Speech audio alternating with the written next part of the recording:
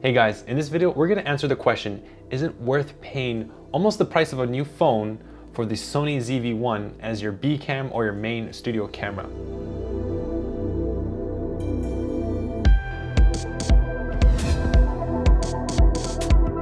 So you probably have an amazing camera already in your pocket, and that's obviously your smartphone. However, that has a 1/2-inch sensor. The Sony ZV-1 comes with a gigantic 1-inch sensor. Now obviously that's small compared to Micro Four Thirds, APS-C, and full frame, but it is going to perform a lot better in low light. So we're going to pit these two cameras through really harsh conditions. For example, a very low light vlogging test outdoors during the nighttime where there's lots of wind and we're walking. Let's see how the active stabilization works. Another test is going to be a high contrast scenario where the subject is very lowly lit and the background is very bright. We're going to see how the HDR performs. And I'm going to think that your smartphone has really good HDR technology. It's going to compute that on the fly, whereas the ZV-1, maybe not, we're not sure, we'll find out. And of course, in a perfect environment where you have control of all the lights, we're going to put these cameras through the test in a studio environment. My major concern is I paid so much money for this Sony ZV-1 and the performance, the optical quality, the video pictures that we're getting out of it is probably negligible when compared to the Samsung S20, which has a pretty good sensor in itself, especially in a studio environment. Now, before we get into the myriad of tests, I want to say that I'm going to be showing the sample clips, A versus B, the Samsung versus the Sony ZV-1. And then after each test, I'm going to give my commentary. One of my biggest pet peeves with camera reviewers is that they'll be like, oh, is this footage good? Is this footage good? Let me know in the comments down below. And they don't really give your input. They don't give their subjective kind of opinion of the result. And I think it's really entertaining to hear someone else's opinion. But I do encourage you to leave your comments down below and let me know if it was a good upgrade from my smartphone. The last thing I want to mention is that I did get the Sony A7C. However, I'm not going to be comparing it in this video because that would be way too much to cover for just one single video. So definitely subscribe to this channel if you want to see a comparison of the Sony A7C versus the Sony ZV-1. So you might be wondering, okay, the Sony A7C, C stands for compact. Why did I get the Sony ZV-1? Now this camera over here, the Sony A7C, is a fantastic camera, but the reason why I don't want to use it all the time is that it's just so heavy and bulky. Now yes, I could have got a much lighter lens, but the body itself, you know, it's a little bit heavier. It has a cage in order to mount more things, and it just doesn't seem very minimalistic. Having this little point and shoot camera, way better. So very happy so far with the results. The main question is, how much better is that 1-inch sensor in the Sony ZV-1 compared to your typical 1/2-inch sensors in your smartphones, iPhones, and whatnot? So on the Samsung S20, we are at full auto. Unfortunately, going to pro mode is very difficult. This is one of the main reasons why you might want to get a dedicated point and shoot camera, because the ergonomics, although compared to a full-on camera, is still infinitely better than that of a touchscreen, which can be a little finicky to use at times, especially in cold when you're wearing gloves or anything like that. But not being able to see myself with the flip screen is already a huge downside if you're going to just be using the Samsung or whatever smartphone camera you have as your main B-roll camera or as your main camera. So having that flip out screen, being able to judge your exposures, seeing zebras, all these pro features that are typically inside my Sony A7C is wonderful to have in this little compact point and shoot. Okay, so that comparison was a little bit unfair. I had the Samsung S20 set to auto, and the main reason why I had it set to auto is that it's so difficult for me to set my composition, my exposure, my white balance without having the flip out screen. With this, obviously with the CV1, it's extremely easy, but here I have to record myself, then take the camera out and then look at it. I have to play back the footage and see, okay, is my exposure okay? I don't have any zebras, so I don't even know if my skin is exposed properly. So overall, it's just really, really difficult. Now here in this scene, I've hopefully got everything right. The composition, the framing, the composition, the framing, the exposure, and all that stuff. I've tried to match the settings more with the white balance. However, the white balance is still auto. Trying to set the white balance on this is like really difficult in some cases because you have to kind of hold the gray card in front of it and set it. It's really difficult basically. Now in terms of the light, I did have to bump the light from like 30% or 35% all the way to 71%. Because I am obviously using a smaller sensor on this camera, so I need to pump more light to match the ISO. I've also put this down to the base ISO 50. So I think this is a more fair comparison between the two images. Although I will give the usability to the ZV-1 because obviously it was a lot easier to frame, compose, and get the white balance and all the exposure and all that stuff. One thing I want to make abundantly clear is that the Sony ZV-1's picture profile is set to standard. So straight out of camera, no modifications at all. So I have to admit, the Samsung S20 is doing quite well, and I feel like the colors are a little bit better. I'm not sure why my footage from the Sony ZV-1 is so punchy, like the contrast is so stark, and I don't really like that look, so I'm gonna have to play around with the picture profiles and maybe modify that. But straight out of camera, I actually prefer the colors from the Samsung S20 and just maybe a flattered image. Now, perhaps that has to do with the lighting. I don't know. I have to really fix this and really address this in my next video. However, one thing I do not like is the background blur or the lack thereof.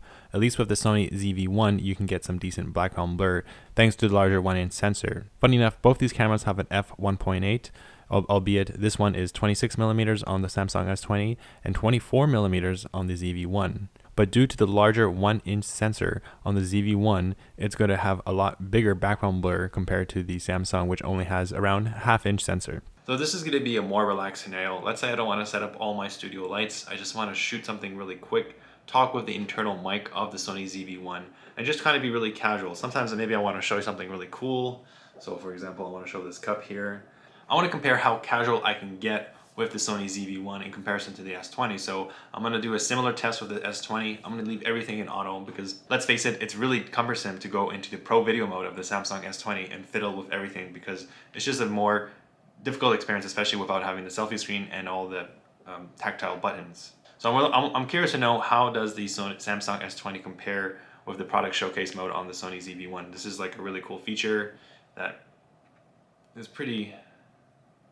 So yeah, it's not picking it up, but okay. What else can I show?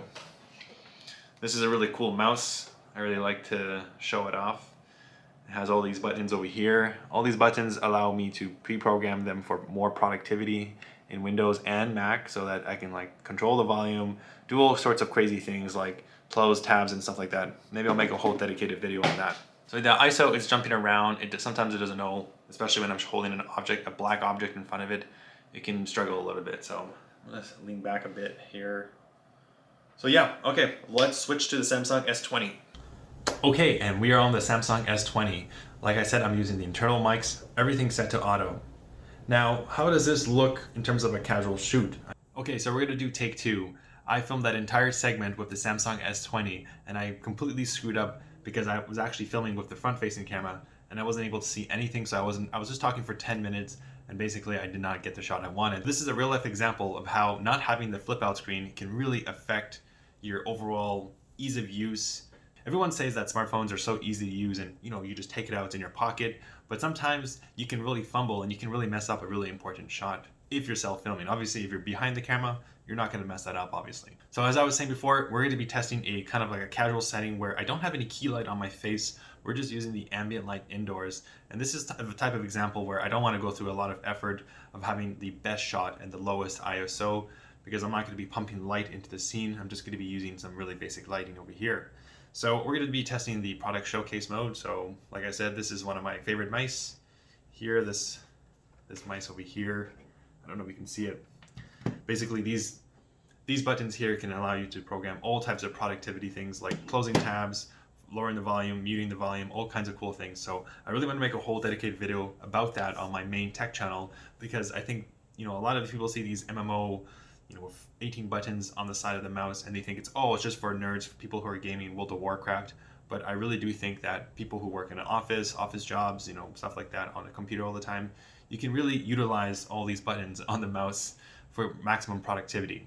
Now that was a really weird segue, but this is just a test. We're testing indoors with the Samsung S20 and hopefully this shot was actually shot perfectly, shot right. In this A/B test, it's very clear who is the winner. The Sony ZV-1 is killing the Samsung S20 in auto everything. The noise levels, the colors, the richness, the sharpness. I have to say the Sony ZV-1 is absolutely destroying it if you want to do a casual shoot without any key lights. In terms of the product showcase autofocus, it's really no contest. Obviously, the Samsung S20 doesn't have the same shallow depth of field as the ZV-1, so focusing is very easy for it. So I don't see why it would screw up, but the ZV-1 is doing a great job as well. For the next set of tests, we're going to turn on standard stabilization and put these on a 10-inch pole. Okay, so let's go outside and let's try these cameras in an extreme low light condition. Let's get on with it.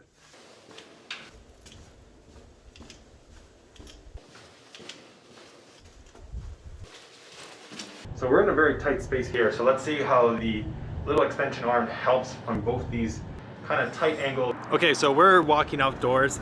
I do have active steady shot on. We're filming at 4K, 1/50 f1.8. ISO is around 1600 on the Sony A7C. And let's run across the street.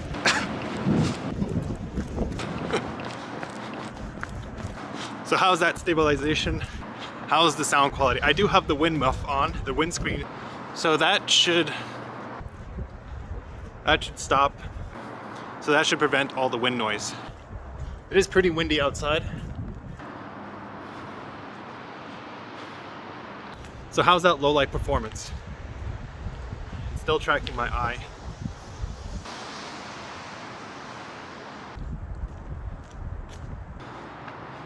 So it's really windy outside.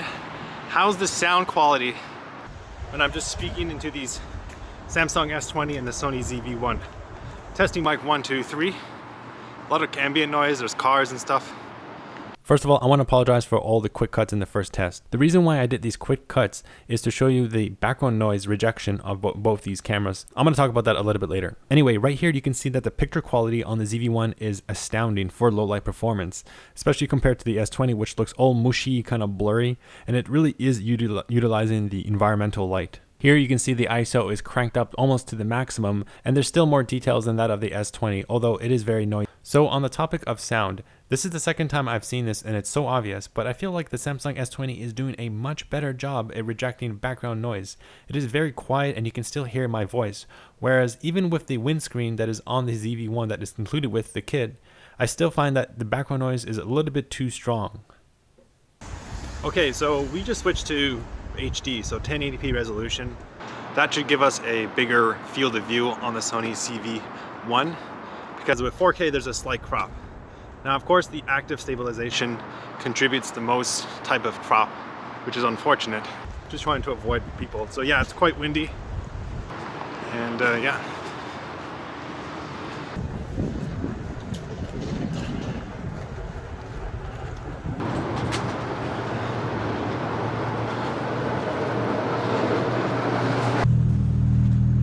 So we still have active stabilization. I think I'm gonna turn it off and then see how it is with just regular standard stabilization, which just uses the lens's optical stabilization. So let's do that. We'll get a bigger field of view. Let's switch that right now. Okay, so now we're filming at 1080 24p, 1/50 f1.8. ISO is 6400, so it's really ramping up that ISO. And we disabled active steady shot. We're just on using standard steady shot. So standard steady shot is going to give us the widest field of view. Yeah, so let me. So still. So I'm going to be kind of careful and not make too much bumps on the noise. Okay, so that's a little bit more aggressive running. So we're going to be doing a test. We're going to test how the movie intelligent mode works. So by doing this, everything is going to be automated, and this is going to be similar to how it works on a Samsung S20. We're comparing the Sony ZV-1 to the Samsung S20, both in movie auto mode. So we're going to be indoors right now. Little backlit there. So we're going to be walking.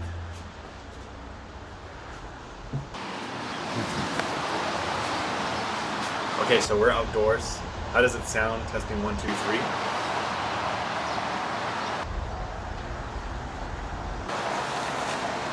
So right now I'm behind the microphone. It's really noisy, speaking into the mic. I don't have the wind muff on the Sony ZV-1. The Samsung is set to 4K 30 frames per second. Sony's ZV-1 is set to 4K 24 frames per second, both in auto mode. The Samsung is using the highest quality sensor, which is the rear sensor. So that's the wide angle sensor on the rear side.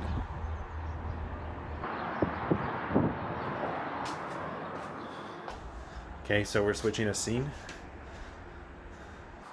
Sony ZV-1 has active stabilization on. So that should give an edge. So that should be an apples to apples comparison on terms of the focal length with the video stabilization on the Samsung S20. So right off the bat, I have to say the Sony ZV-1 colors look a lot better than that of the Samsung S20. This is one of the main reasons why I upgraded from using my B-roll cam from the S20 to the ZV-1, because the color science just always looked awful. Always so saturated, and I really didn't like how it looked, and it just really ruined, even though the actual picture quality is pretty good in comparison to the 1-inch sensor. It also seems that the S20 is hiding a lot of details in the face and kind of giving a weird fake soft smoothing effect. This is like always having a beauty filter that is always on. Thankfully with the ZV-1, you can disable this awful type of look. One pro to the Samsung S20 is that I feel like its auto white balance reacts a lot quicker to the scene. I also find that the exposure is a lot quicker on the Samsung S20, and with the built-in HDR in the video, it does look nice when you can see the foreground, the subject, but also see the background, all in high dynamic range. In order to achieve a similar type of effect, you can enable the dynamic range optimizer to level 5 on the Sony ZV-1. However, that will introduce a lot of noise. Another option is obviously to use S-Log and grade it in post. I also noticed that the Samsung S20 rear sensor, despite it being at 4K with video stabilization, which does introduce a little bit of crop, is still a wider field of view than that of the Sony ZV-1 at 4K cropped with the active steady shot enabled. Here in this scene, you can see again that the white balance is taking quite a long time for the Sony ZV-1 to catch up, where this S20 is really quick. Okay, so this is a rather peculiar test. So right now, I'm going to compare the rear sensor of the Samsung S20, so just the main highest quality wide angle sensor, with the Sony ZV-1. In this case, we have the ND filter on. We're in shutter priority 1/50, so the aperture might change. But however, one interesting thing is we're turning on the dynamic range optimizer to level 5. So this is going to give maybe an apples-to-apples comparison on the HDR performance of the Samsung S20. So let's go outside. Okay, so the DRO, dynamic range optimizer, is set to level 5 on the CV1. On the Samsung S20, it's probably detecting HDR automatically. This feature embedded in Sony bodies, the dynamic range optimizer, which can be set to auto or level 1 to level 5, is a very interesting feature. It makes it easier for content creators to provide an HDR-like image without having to do anything in post-production. Overall, I'm not complaining about the image quality from the Sony ZV-1, given the fact that it provides such a feature. Here in this clip, you can see that I'm a little bit more exposed on the ZV-1 for some reason. The Samsung S20 is a little bit darker. I still prefer the colors of the Sony ZV-1. If I had exposed a little bit better, maybe the comparison would be a little bit more fair. I'm curious, let me know in the comments, do you use the dynamic range optimizer while shooting video?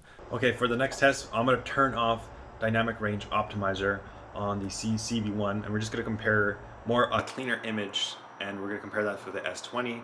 Same automatic settings on the S20. Nothing has changed. So one thing I want to note is that the exposure on my face, the priority on that, hasn't been really working in this mode for some reason. I'm still very backlit behind the bright background, so I might have to adjust the exposure compensation on the ZV-1. So let's go check that out. Okay, so right now, DRO is off, dynamic range optimizer is off, and you can see I'm underexposed, so I'm going to bump the exposure.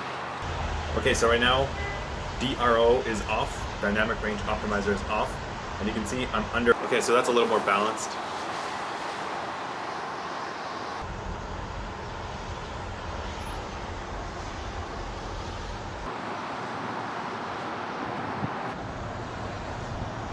So in that last clip, bumping up the exposure compensation by 1 full stop was not necessary. In fact, it totally overblew the shot. So on the Sony ZV-1, if you disable dynamic range optimizer, I noticed that the picture quality does improve a little bit.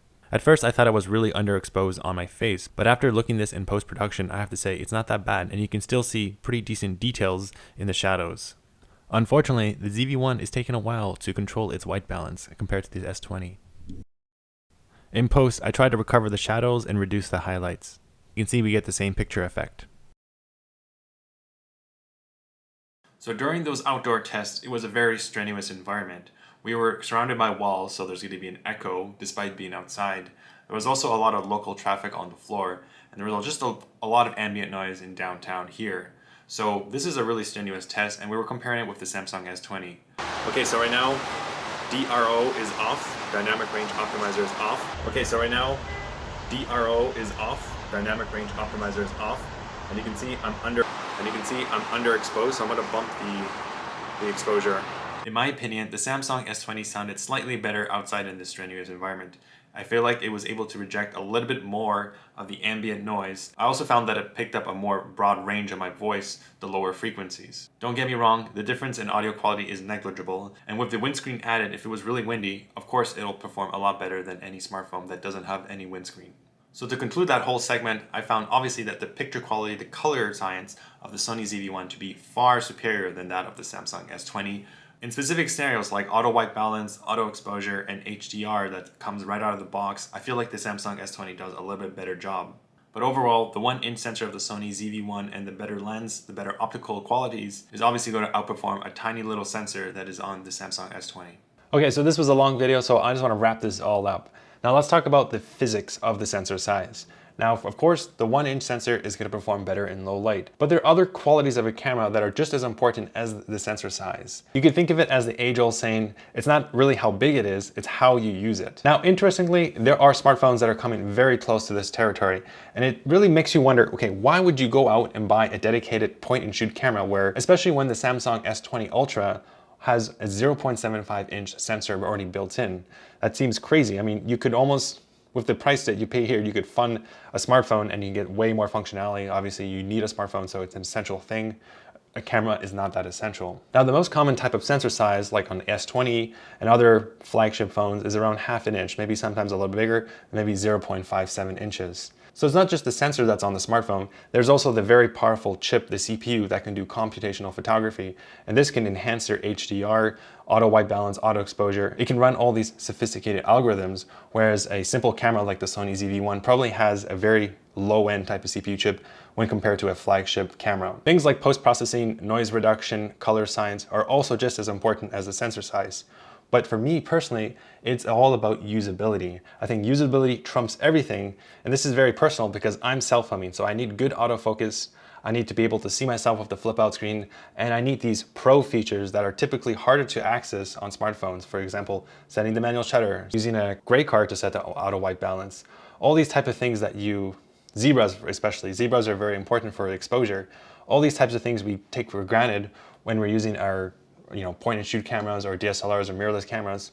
When we switch to a smartphone and we try to do some serious shooting, just not having a flip out screen, you're gonna mess up your shots because you're not framed properly or not being able to expose yourself properly. Just all that is really important. So usability is one of the main reasons why I don't think it's possible for you to replace your main camera with just a smartphone, at least not yet. Maybe one day when they make a screen that is kind of flips out on the other side and you can use the proper sensor, the rear sensor, then I think there's going to be a lot more competition. But right now, I don't really see anything other than that. Maybe the folding devices that can fold around, you can see your entire face with the main sensor. Another solution is to stop putting crappy sensors in the front-facing camera and realize that people really do want to film themselves a lot, and perhaps you want the best sensor to be on the front-facing camera. Who knows? I don't know about that. So after all these tests, I can say that the image quality, I think, definitely goes to the Sony ZV-1. In terms of the color science, there's some weird scenarios. Sometimes when you set it to fixed in a studio situation, I felt like the color straight out of the camera from the Samsung S20 looked a little bit better. I don't know why, I just don't really like the really punchy look of the Sony ZV-1. But luckily, you can set S-Log2 or different picture profiles to get a different look in post-production. Now, personally, I don't like doing that. I kind of just want to film and hopefully use the footage that comes naturally out of that. So I'll have to tweak things, and I don't know, hopefully I can get over this little kind of annoyance. Now in low light, I consistently saw that the Sony ZV-1 was doing a lot better. If you look at those low light tests, I feel like the pixelation, the noise was a lot worse on the Samsung S20. Now, of course, the low light performance didn't look that great on both cameras, but I have to say the Sony ZV-1 did look more defined. Now, other things like auto white balance, auto exposure, and HDR, I think there's a slight edge to the Samsung S20. I feel like it was able to compute the scene faster and able to process what white balance it should select or what exposure it select. And of course, the HDR, I feel like it does a really good job with that. Sometimes it looks kind of funny, but It just comes right out of the box. You don't really have to play with anything.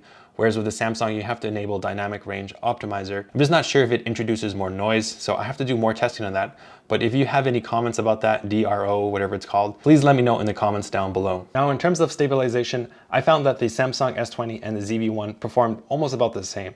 I don't know, I really couldn't see that much difference in stabilization. So in terms of stabilization, I have to say it's a tie. Now, in terms of the onboard internal microphone, I really was shocked at this. I was hoping that the Sony ZV-1 would have a much better sound quality, but it's just strange that the Samsung S20 does reject background noise a lot better, and that's my personal opinion. Please let me know in the comments what you think is the better sound quality.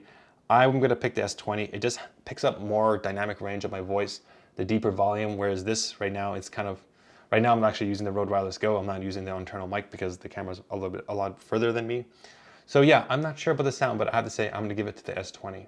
Now, another really esoteric test is HD versus 4K. The question is, which camera does better in 1080p?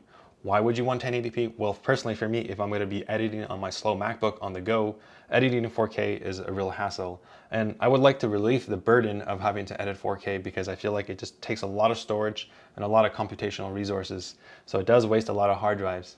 Now, I know a lot of people have made videos on 4K versus 1080. And in fact, filming this entire conclusion, I've been swapping between 4K and 1080p. So let me know in the comments down below if you noticed any differences in the picture quality. I felt like the picture quality was in HD 1080 was a lot better on the Sony ZV-1. But I don't know, I was comparing that in a low light condition, so I could be completely wrong about that. What you should really care is how is the 4K versus HD within this actual camera, not comparing to anyone else, because if you can get away with HD most of the time, that's gonna save you a lot of time and editing and of course resources. And in the last category, it's gonna be a major win to the Sony ZV-1, and that's just usability, features, pro features and stuff like that. Right now I'm looking at the monitor, I can completely see my scene and I can see if I'm exposed a lot. I've had my zebras on my face if I get too close to the camera. So it really does help, and this is a major game changer. Being able to have a compact camera that can fit in your pocket but also offer all the pro features that you typically get from, let's say, my Sony A7C is a major game changer. So anyways, that's it for this video. Let me know in the comments down below, did you prefer the Samsung S20? Are you going to continue using a smartphone? Or are you going to upgrade to the Sony ZV-1? Or maybe this is going to be your main studio camera, or maybe this is going to be your B or C cam to your maybe full frame mirrorless camera. I'm really curious to know. I would love to talk about this a little bit more, and I'll be posting more about the Sony ZV-1, specifically a comparison with the Sony A7C. Now, I think that's going to be a no contest. I mean, this is 1,000 and the other one's like 4,000 with the Sigma 24-70mm lens. But we'll see. If you're interested in any of these products, I'm going to put links in the description down below. If you do use the affiliate links, it really does help support this channel. And if you really want to help me, please do give a like and subscribe for more of this type of content. I love covering camera gear, especially one that enforces minimalism when shooting your videos. Anyways, I'm Jay Syntax. Thanks for watching. And if you haven't seen my main channel, I do cover tech stuff, so definitely check it out. I'll put a link in that in the description down below. Okay, that's it. See you guys in the next video.